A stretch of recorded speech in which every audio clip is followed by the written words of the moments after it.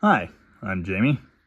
This is Dead Dodge Garage, and this is a 1970 Plymouth Roadrunner 6-barrel car that desperately needs some help.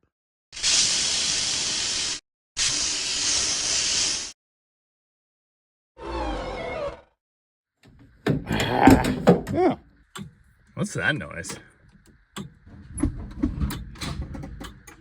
Battery connections. It's the ground. It's still the ground. Wow, the fuel gauge actually reads. Top. Smoking? Yeah, I had the positive. Oh. We've just been reminded of the horrible exhaust leak. It is horrible.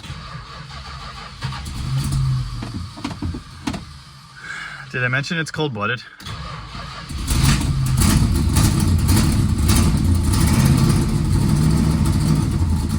It's just not good at all. Everything sucks and I'm choking on exhaust. It just hates life and smells horrible.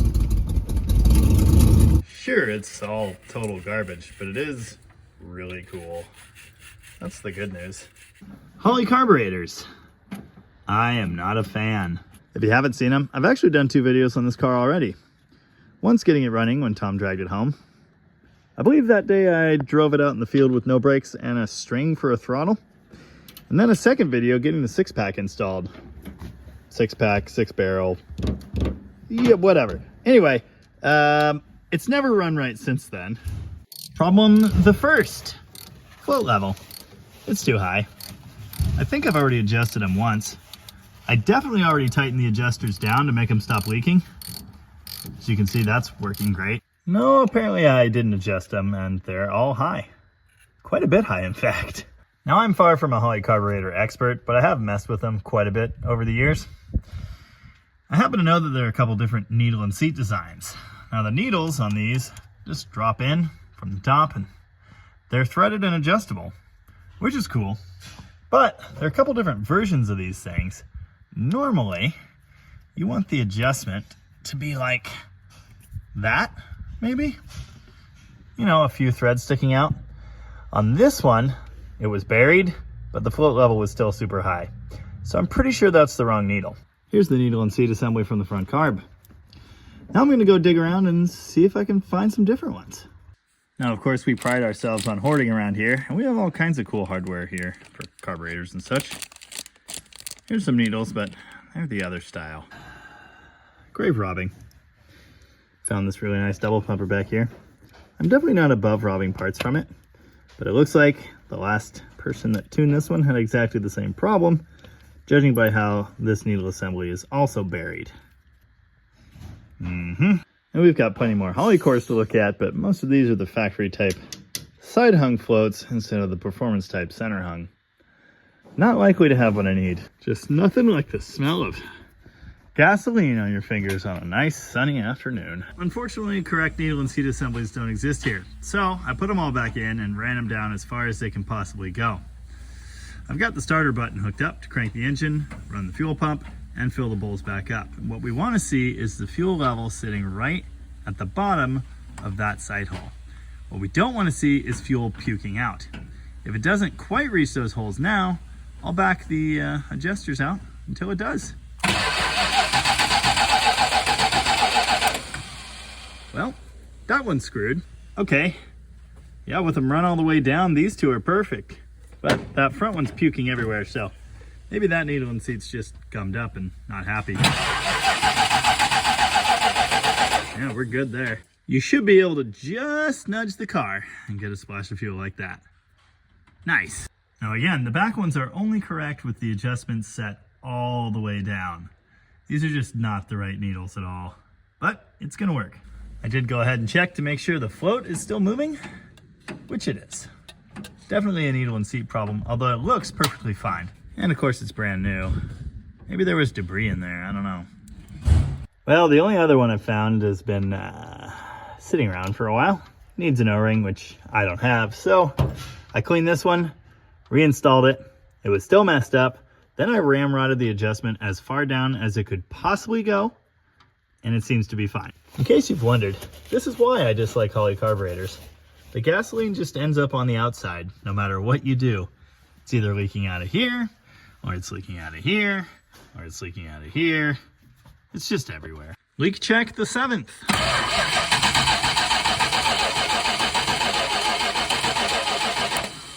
So far, so good. Tom even redid the battery connections, and there's no smoke coming out anymore, so that's great. Well, here's vaporized gasoline in your eye. Probably flooded the crap out of it.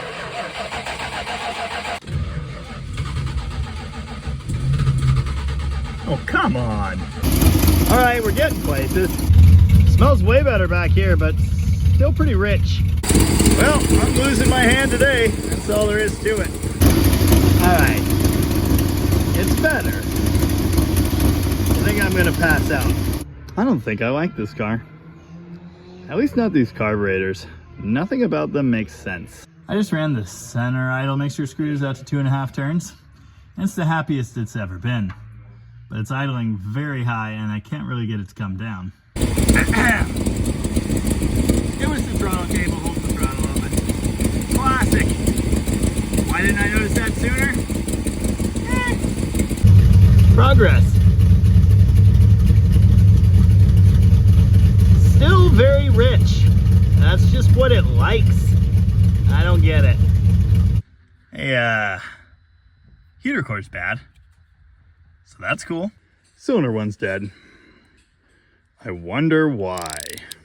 Turns out lines hold fuel in better when they're tight.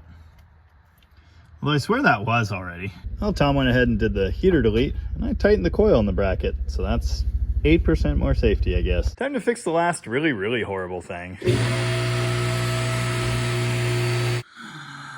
Special kind of talent. This thing has had horrible exhaust leaks since we put it together and got it running. That would be because the pipes hit the torsion bars, which is not good. So I already took this side down and fixed it with a hammer. But allegedly I left one of the bolts loose. That's fixed now. Let's do the other side. Yeah, it's not ideal.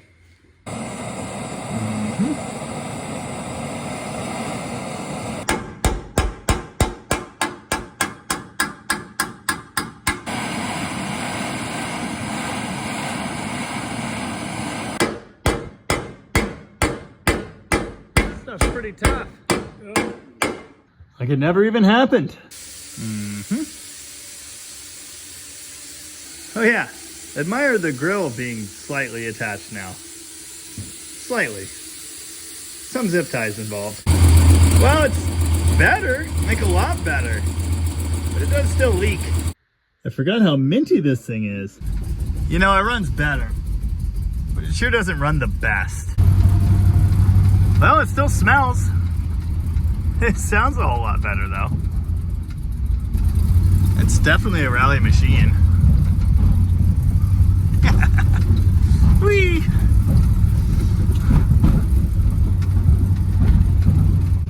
Ooh, parts car. And a trail duster. 1970 Plymouth Roadrunner 6-barrel. The official car of not wanting to cooperate.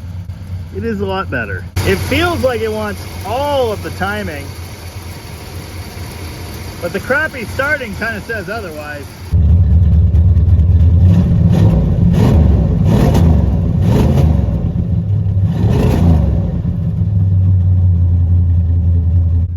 Yeah, it's kind of cold out here now. Air cleaner installed. Missing crankcase breather hose replaced.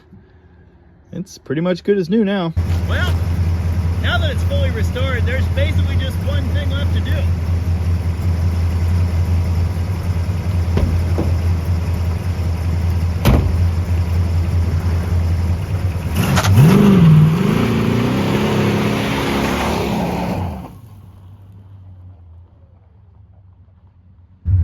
That is the proper number of tires. What an absolute unit. Aw, I can't believe I did a burnout without opening the air door. What an embarrassment. Oh. Also, it's broken now for some reason. Dude! Really? Every time. This radiator got tagged by the fan the very first time we had it running. So we changed the clutch out. It's still very close. I don't think it just hit it. There was no noise. I think it's just bad. It's not pouring out, but it's certainly wet. What's a little coolant leakage among friends? Anyway, 6 barrels, triple Holley carburetors. Really irritating. Yeah, there's definitely something going on with these. They were rebuilt and then sat on a shelf for many years, so I wouldn't exactly expect perfection. But hey, we're at least in the neighborhood. Now it can be driven onto an auto transporter or whatever, which it'll be riding to a major national event sometime soon. Well, I have to say, now that it kind of runs right, I like this thing a lot more. 70 Roadrunners are pretty cool. Yeah, especially this one. It's got flames on it. What more could you want? Okay, I know what more you could want. Some big, humongous meats to match these giant quarter panel openings. And we're working on that. I only learned today that the door actually opens from the outside if you slam the button and lift. It's nice. The convenience map light thing even works. Incredible. I got the dash lights to come on. Playing with the fader thing over here usually does that. Ooh, look, Monaco wagon. Yeah, the manual steering in this thing kind of sucks. You know, a commenter the other day said, if you like 2 4-barrels, you should try 3 2s. Well, I have, and the jury's in. I'll take the dual quads. This is pretty cool. But only if you know what you're doing with them. Which I clearly don't. And that's all I have to say about that. This is just awesome.